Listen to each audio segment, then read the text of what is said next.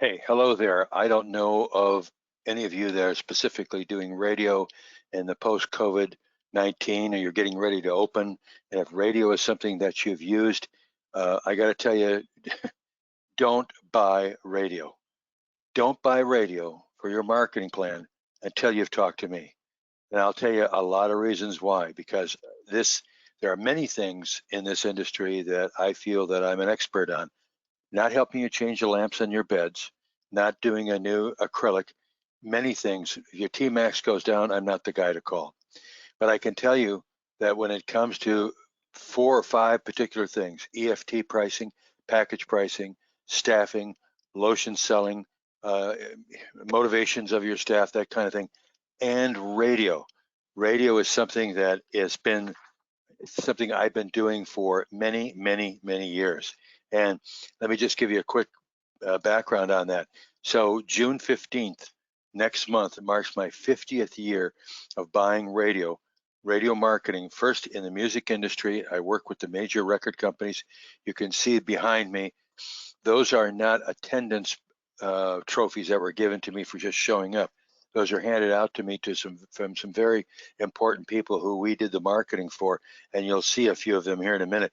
But also in the movie industry, and then eventually into tanning some 30 years ago. So I've done this a lot, and I would dare say there's not a single person in the tanning industry that knows radio better than I do, that has done it more. I've done everything on it. So I have a number of clients that use me for radio, and I'm going to show you a few reasons why you should use me. Because back in those days, working for the largest record companies, I had not only the pleasure and the privilege, but also the responsibility of working with some pretty big name people.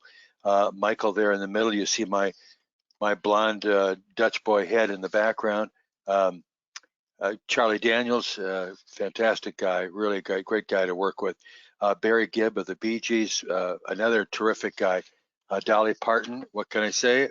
There's nothing more to say about Dolly. She's a wonderful lady. Ann and Nancy Wilson, oh, I could get into stories about working with them, with their group called Heart. And of course, Kenny Rogers, who we just recently lost.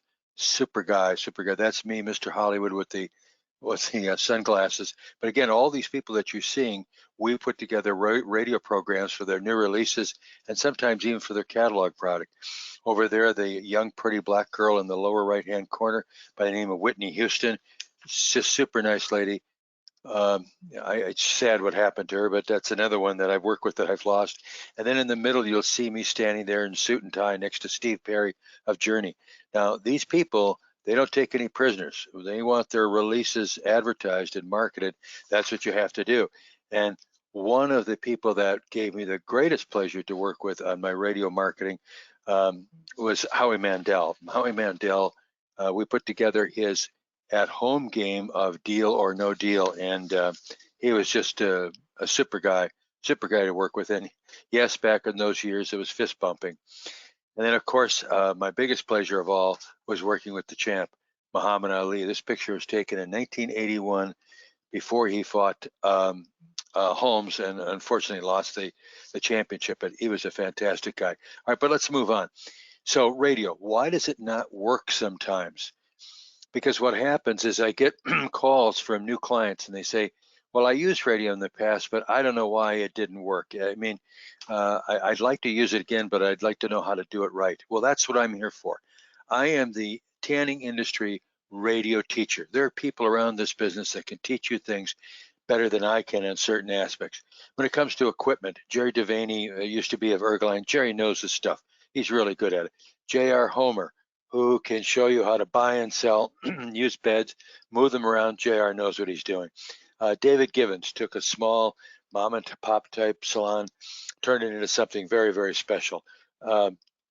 Mike Bloor owns a market out there in Northern California, and Brian Hibbert down in Florida and a few other states. So there's a lot of people, a lot of expertise. But I have expertise in about 5 areas, and one is radio. And just let's talk about radio for a second. This is why at times it does not work. Part of it is that people use it inconsistently.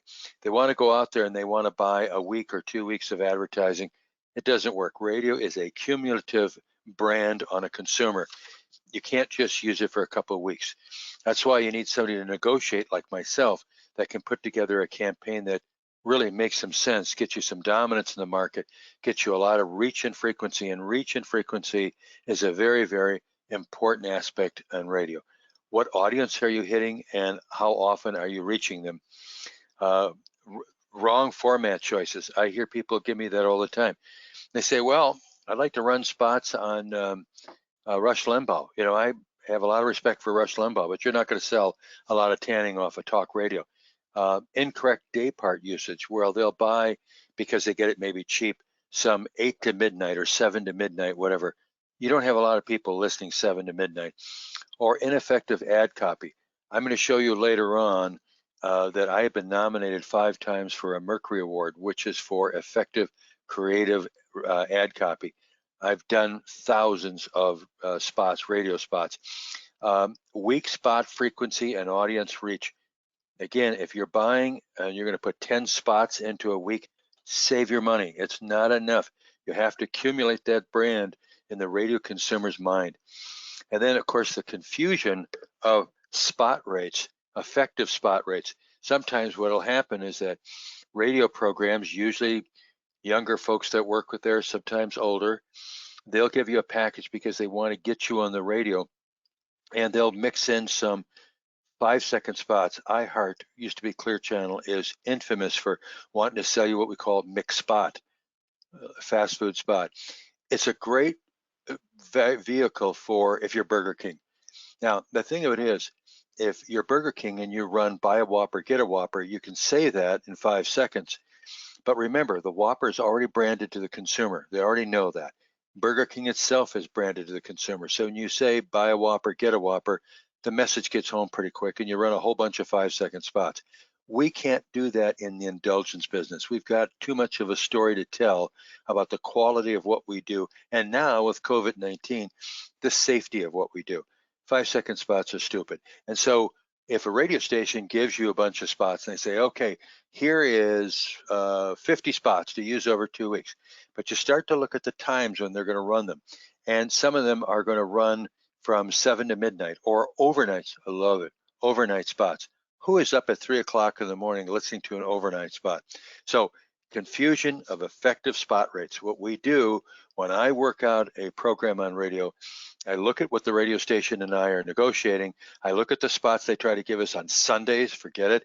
7 to midnight, forget it. Overnight, forget it. And I boil it down to the spots that are really good spots. And then I divide that into what they're trying to have us pay. And then I know what the effective spot rate is. And I can compare that against other stations in the market, competitive stations, in terms of their effective reach. They're what we call their CUME audience. And CUME audience is very important to look at. Let's also talk about why radio does work in many markets. First of all, you reach the audience you want when you want them. Getting spots out, again, 7 to midnight, like I said, doesn't make sense. Radio statistically reaches 94% of all consumers every week. You may not think so. You may think, well, satellite radio, I've got Sirius in all of our cars. But that's just me, and that's usually a higher income or people that like those kinds of bells and whistles. The vast majority of people that are out there, particularly many of your tanners, have regular terrestrial radio in their car. They get in their car, and that's what they turned on. It's heard an average of 3 hours a day. People at work, either riding in their car or whatever. Radio is also very cost effective because there's no production costs. A lot of times we write the copy for our clients, and we have the radio station produce it. If we don't like it, we send it back to them. We say, no, we need some more sound effects in the background. We need this, we need that. We need a better voice. Voice over talent is very, very important. And I've been doing radio for 50 years, and I've heard a lot of great voiceover talents. I've heard some that were not so good. Matter of fact, my voiceover talent was one of the reasons I was nominated 5 times for a Mercury Award. And you're saying, well, John, you're nominated, but you haven't won. Tens of thousands of radio spots get turned in every year. And 5 times I was one of the finalists. Bragging a little bit. Radio listeners are usually very loyal to a particular station. There's not as much button pushing going on as you think. It's the go every media, It offers promotional partnership opportunities, and that's what I would tell you. The best thing to do with radio is to form a partnership with them. Doesn't necessarily mean you're going to be spending more money than you were before, but you want them to know that you will help them out. Say like if they do a showcase promotion and they're giving away this and they're giving away, maybe you give away a couple tans and they use your name on the air, but there's a lot of those opportunities. And of course, radio is much more flexible than than print or television, much more flexible. And if you use a newspaper now or you use print, take your money and over to the garbage and throw it away because it's not going to work. Okay, so let's talk about some people that we've worked with on radio. Excuse me, this is just a very small list because I can't, I don't know, maybe 200, 250 people in the industry that I have worked with radio. That's a radio station calling right now. But anyway, Chili Peppers in Detroit. If you get a chance, talk to Lindsay White. We've done all their radio up there in Detroit. And Funtan, we've done all of Dan's advertising in just a second here. Oh yeah.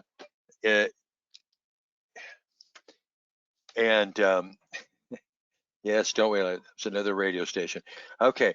So Funtan, talk to Dan Squarkham. We've done his radio for, I think, 4 years now. Sandy Beaches, which is now Glow, down in Oklahoma City. We did their advertising down there, the radio advertising. Envy Island and Valdosta with actually now 3 salons because he grew because his business was doing so well. I'd pat myself on the back, but that would look awfully self-serving. Okay, Sensational Tans in Baltimore. Mark and Lori Pfeiffer worked with them for years. Absolute Sun now, a new one out in Montana. We've got a promotion running right now in Kalispell that is an absolute ass kicker. It's really, really good. So again, contact Devana out there and she'll tell you that. And again, doing a little bit bragging here, 5-time nominee for the Mercury Award. Mercury Award's a tough one. It's a tough one to get, but I've done it. I've been nominated at least 5 times, I have to say. Now, lastly, let's talk about, you're going to go into COVID-19, and are you ready when your state opens? We've had several states that are open. We've been doing some salons that have been open for the last 2 weeks and have done very, very well. Alabama, Georgia, Montana, South North Dakota, Idaho, and now a whole bunch of more salons are opening up. A whole bunch of more states are opening up. And so if you've not thought about a business makeover, you should think about it now. So what do? I do package pricing, EFT pricing, and strategy, also design. I have a full-time graphics lady that will do the design on the graphics that we use for that EFT or package pricing, which includes not only for email, but also for your social mail. HR guidance. Guys, I've been managing people for 52 years. I managed my first retail store in 1968. Yes, I am an old fart, but I've been doing this for a long time. Staff training is really important to get people ready to be selling EFTs. And of course, obviously that's going to power up your profits. And to start with a single salon, my rates are really cheap. That's why I have so many clients, and I'm not bragging, I'm just very happy to have so many clients. Your first consultation is free. And you can see that I've done more than 500 individual tanning salon companies, about 1/4 of them radio. Some markets you can't do radio. I've got a lady down in Atlanta that's got 2 salons and she's doing very well, but it would be too expensive in Atlanta to do radio advertising. 30 years in this business, and academically behind me, where I first got started in radio, was having a bachelor's in marketing. And you see all of the artists, you see all of this behind me here. This is not stuff that, like I say, they give you as a participation trophy. When Michael Jackson's manager hands you a plaque for the gazillion platinum albums that we sold, it's because you've done their marketing right. Okay, so if you want a free consultation, you can see the email down there below that you can go to. I'd love to work with you, but don't, please, of anything that you do, there isn't anyone, I don't care how large the chain is, if you work with an agency, and by the way, if you work with an agency, It's not that I would say that you don't work with the agency going forward, but I would say work with me first in negotiating with the radio station, then let the agency run with it. The problem is the agency will get a 15% commission from the radio station, and they're not interested in giving you a lot of free spots, which is what I work on. We normally end up with hundreds of free spots and promotions that we do. So, hey, I'm here, would love to work with you, but do yourself a favor. And this one thing, if you don't believe me, call the people you saw on the screen there and say, does John Farr know anything about radio? And I tell people all the time, don't trust me, trust my clients. Call them, find out what we do when we work together. Thank you for listening. I hope that your plans are set for post-COVID-19. If they're not, please give me a call. I hope we all get slammed here in May and June and even in July, and that we can make some salvage out of this year. Take care of yourself and stay healthy.